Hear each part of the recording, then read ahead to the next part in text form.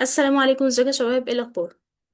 في الفيديو اللي فات اتكلمنا عن الجيت وعرفنا يعني ايه جيت وظهر ازاي وايه المشكله اللي كان جاي يحلها، وبرضه عرفنا ان الجيت هو نظام لوكال، بمعنى كل المميزات اللي في الجيت سواء التحكم في الفيرجن او تتبع التغيرات اقصى استفاده منها بتكون وانت شغال لوكال لوحدك على جهازك.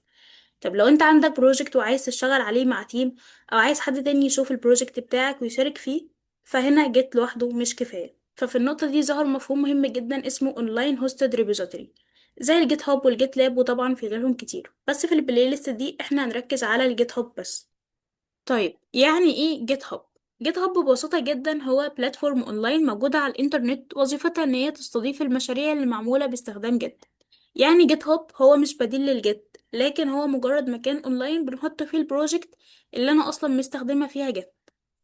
طيب ايه فايدة المشروع انه يبقى اونلاين؟ الفكرة هنا ان المشروع لما يبقى موجود على الجيت هاب اكتر من شخص يقدر يوصل لنفس المشروع. كل واحد في التيم يقدر يشتغل على نفس الكود، اي تعديل انا عملته عندي في الكود يقدر ان هو يوصل للمشروع الرئيسي، وبرضو اي تعديل حد من التيم عمله يقدر ان هو يوصل للمشروع الرئيسي وانا اقدر اشوف.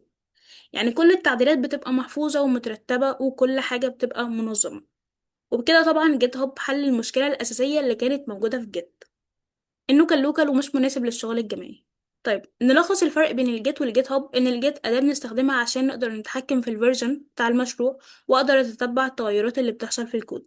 لكن الجيت هاب هي منصة اونلاين، هي بلاتفورم اونلاين بتستضيف المشاريع اللي مرتبطة بالجيت وبتخليني اقدر اشتغل مع التيم بكل سهولة. طيب بما ان الجيت لوكال، هل انا اقدر اتعامل مع المشروع على الجيت هاب هيبقى مختلف؟ لو انا متعلم الجيت دلوقتي هل التعامل مع الجيت هاب هيبقى مختلف؟ لا طبعا. لو انت فاهم جيت كويس فانت كده كده هتبقى قادر ان انت تتعامل مع الجيت هاب، تبقى نفس الكوماند ونفس الطريقة ونفس كل حاجة. الفرق بس ان الشغل هنا بيبقى اونلاين بدل ما يبقى لوكال عندك. وكمان الجيت هاب مش بس استضافة كود وبس، الجيت هاب يعتبر نوع من السوشيال نتورك للمبرمجين. تقدر تتابع ديفلوبرز، تشوف المشاريع بتاعتهم، تتعلم من الكود بتاعهم، تتواصل معاهم وتعمل كل اللي انت عايزه. كمان الجيت هاب بيساعدنا في إدارة المشاريع. طيب زي ما احنا وضحنا في الأول، قلنا إن في أنواع كتيرة جدا زي جيت هاب وجيت لاب وأنواع تانية كتير. هل في مشكلة لو أنا اتعلمت الجيت هاب هل أنا أقدر بعد كده أتعامل مع الجيت لاب؟ فأكيد لأ. هو أصلا الكونسبت بتاع البلاتفورم دي كلها واحد، هي نفس الكور كونسبت. الاختلافات بتبقى في شوية حاجات بسيطة زيادة أو نقص، لكن الأساس هو واحد. يعني لو أنت اتعلمت جيت هاب تقدر تتعامل على أي بلاتفورم تانية.